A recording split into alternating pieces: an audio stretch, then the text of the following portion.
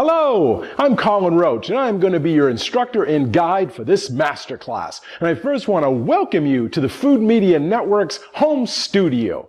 And we have created this masterclass on food presenting in order to provide you with lots of tips and advice and things to help you become a better food presenter. Whether it be live demonstrations, whether it be in your kitchen with your phone or your tablet while you put some demonstrations together, or whether it be like here in a home kitchen studio recording videos to be broadcast to the world. Food presentation programs are by far some of the most popular types of media out there. Why? Because it allows you to show off your personality while creating dishes. Something special that you put together in front of an audience. Now, in this masterclass on food presenting, we're going to be covering things like the principles of communication, how to do a cooking demonstration start to finish, various types of equipment, including teleprompters, and even how to build your brand as a chef, as well as how to film in your own kitchen that you have in your home. And we're going to have a whole lot more as well. So, what is communication? Well, in terms of talking to a TV camera, one of the things we need to do is we need to start to break communication down. Talking in public, whether it be to a camera or to a live audience, is probably one of the biggest fears people have because it's that embarrassment factor. What do people think? What do I look like? What do I sound like? But once you break that communication down, all of a sudden, it becomes quite easy. Now, there are three basic elements to communication. There's the visual side, right? There's the vocal side, and then there's the content itself, the message, the words you say. Now, regarding the visual side, we make up our opinion as soon as we see someone. Now, from a presenting point of view, if I'm not looking interested in what I'm saying or what I'm talking about, I don't think you are going to be interested either. If I was standing here with my arms crossed or if I was, maybe my hands were in my pockets, I just don't look interested, maybe even slouching. Well, from a visual point of view, this is really important. What we need to do is we need to look interesting to get our audience interested as well. Now, from a vocal point of view, when we talk about vocal communications, we're talking about the tone and the frequency of your voice. So if I was talking in a very monotone way and I didn't have a lot of energy, well, it's not going to sound very interesting. So the tone and frequency of your voice is really important part of communication. Now, for the third part, that leaves the content.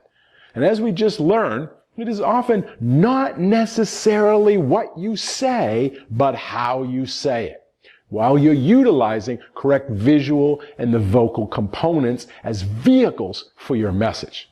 However, content is still important, part of our communication strategy, right? Because it is the message you are trying to convey.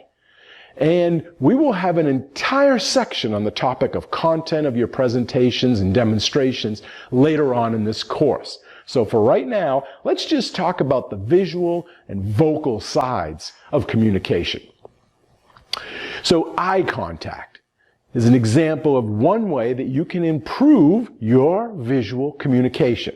We all know if we're talking to someone and they're just not looking at us, but rather they're looking somewhere else or looking at the clock or looking down, right? We know that it's a little awkward. We don't really engage with that person unless they're looking using the eye contact, right? And that is the same, or it's very true, when we're talking to a camera. If I'm presenting, but I'm not actually looking at you, right? Instead, I'm looking over there or looking down at my board, chopping and trying to talk, something along those lines, right? You, as the audience, start to get a little bit distracted, right? And we don't want that as a presenter. So eye contact is important. We need to be looking right at the camera, right down the lens. It's really important because it's how we engage with an audience. Another way we can improve our visual communication is just by smiling, right? Now, this is entertainment, and no one is forcing anyone to watch a specific show or video. So as presenters, we first need to look as if we're enjoying ourselves, because people, our audience, will mirror the emotions of who's doing the talking.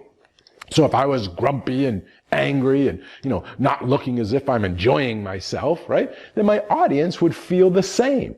It's called empathy. So what we need to do is we need to smile. We need to look as if we're enjoying ourselves. Now, from a practical aspect, when we communicate, we move. Now, some people, walk when they're talking, right? Some people do a head nod when they're talking, right?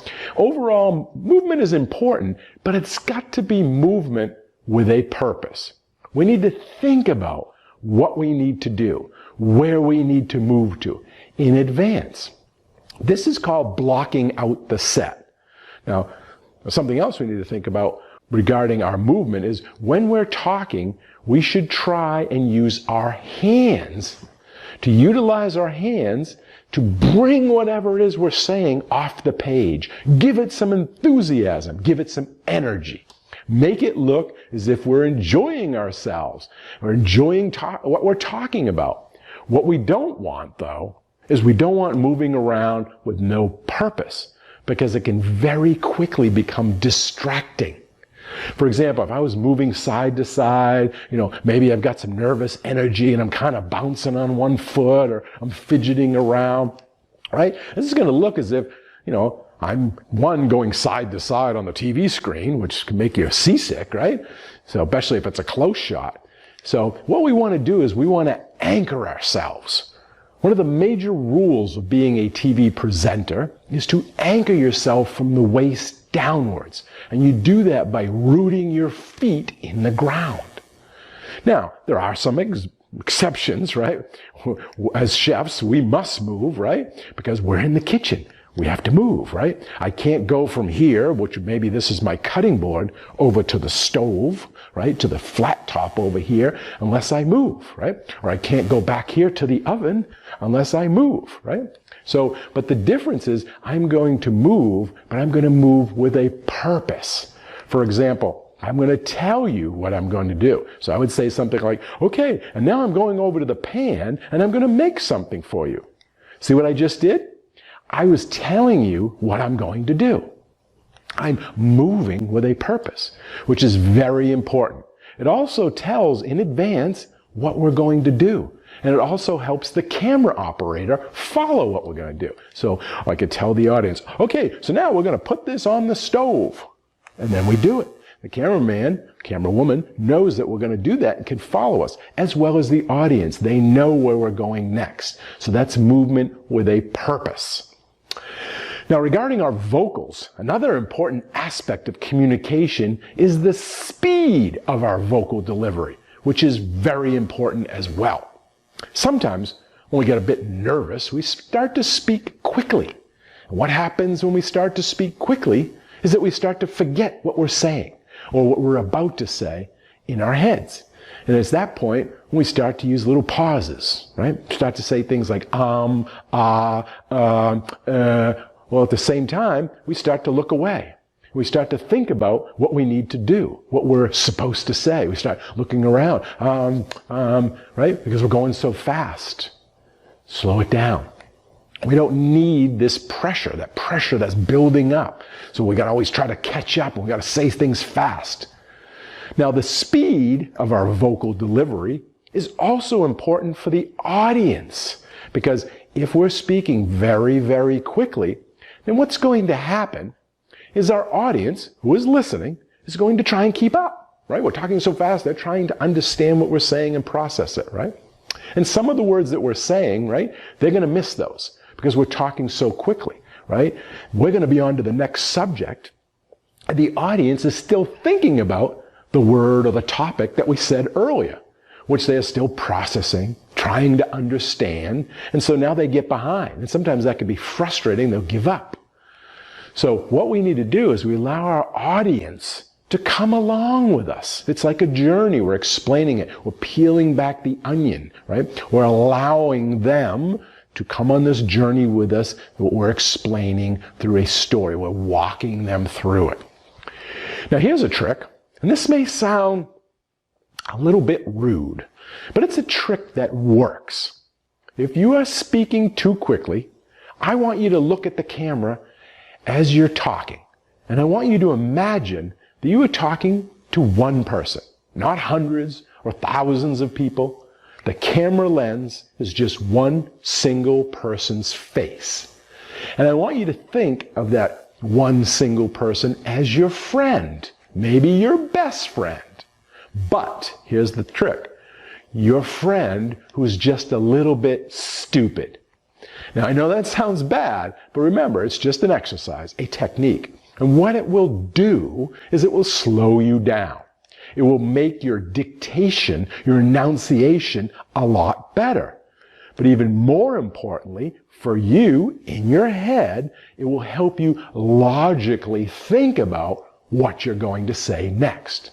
So slow it down. There's no rush. This is entertainment. No one is forcing anyone to watch it. So make it easy for your audience to watch, to follow along, and to keep up.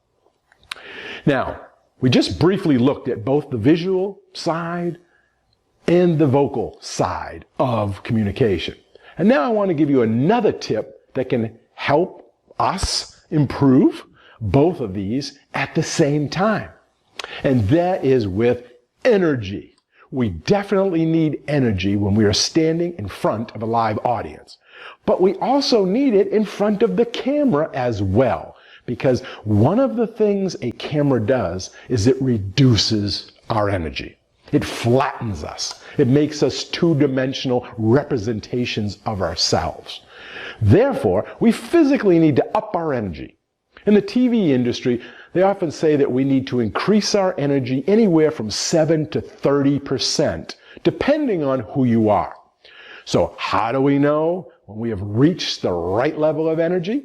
Well, one way is to record ourselves and then watch ourselves back to see where that energy level is, and then make adjustments as needed. Once we get the right form and the right level of energy, then we can just roll it out time after time after time. Now, another really important part of communication and the principles of communication is to be yourself.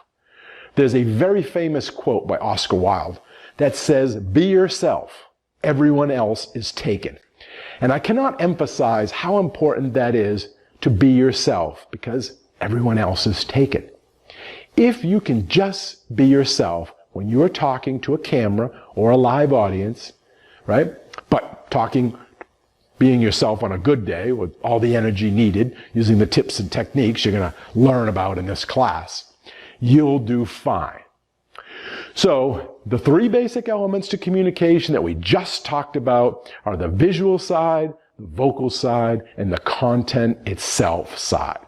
And regarding the visual and vocal parts to the principles of communication that we just discussed, they were visual, right? Which is body language, eye contact, smiling, movement with a purpose, positioning yourself, using your hands. And from the vocal side, we talked about speed of delivery, right? Vocal delivery, your pace, right? Inflection, your energy, your personality, and the importance of being yourself.